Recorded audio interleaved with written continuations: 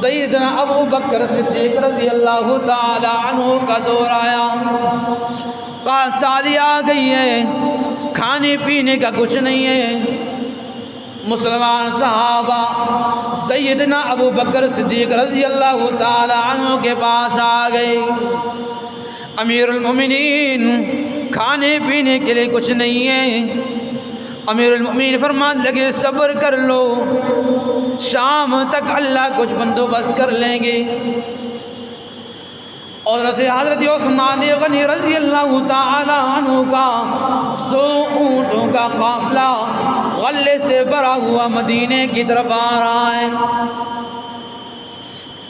بڑے کے بڑے تجار مدینہ المنورہ کے اندر جو موجود تھے حضرت عثمان غنی کے گھر پہنچ گئے، دروازے کو دستک دی، حضرت عثمان غنی باہر آ گئے۔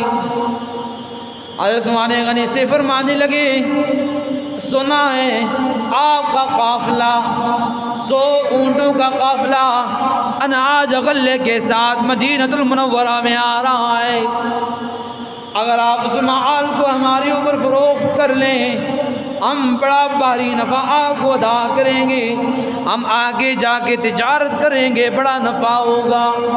قربان جاؤں حضرت عثمان غنی فرمانے لگے او مدینہ کے تجار تم مجھے کتنا نفع ادا کرو گے؟ کسی نے کہا ہم 1 کے بدلے 2 ادا کریں گے، کوئی چیز 1 روپے کی ہے ہم 2 میں خریدیں گے۔ دوسرا اٹھتا ہے 1 کے بدلے ہم 3 ادا کریں گے۔ جاتے جاتے 5 تک چلا گیا نفع۔ حضرت عثمان غنی فرمانے لگے نہیں مجھے اس سے بھی بڑا نفع مل رہا ہے، اگر تم اس سے بھی بڑا نفع مجھے دینے کے لیے تیار ہو، تمہیں بیچنے کے لیے تیار ہو، نہیں ہو تو میں نہیں بیچ سکتا آپ لوگوں پہ۔ قربان جاؤں حضرت عثمان غنی رضی اللہ تعالی عنہ اپنا مال ان پہ نہیں بیچتے بلکہ آرڈر کر دیتے ہیں، حکم نامہ جاری کر دیتے ہیں کہ 100 اونٹوں کا جو قافلہ آیا ہے مدینہ کے غریب فقراء مساکین میں خرچ کر دیجیے، تقسیم کر دیجیے۔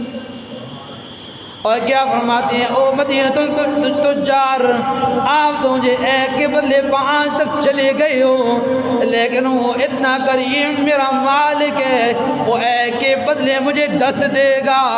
اگر میرا اخلاص بڑھتا گیا تو 1 کے بدلے 70 میرا مالک مجھے عطا کرے گا۔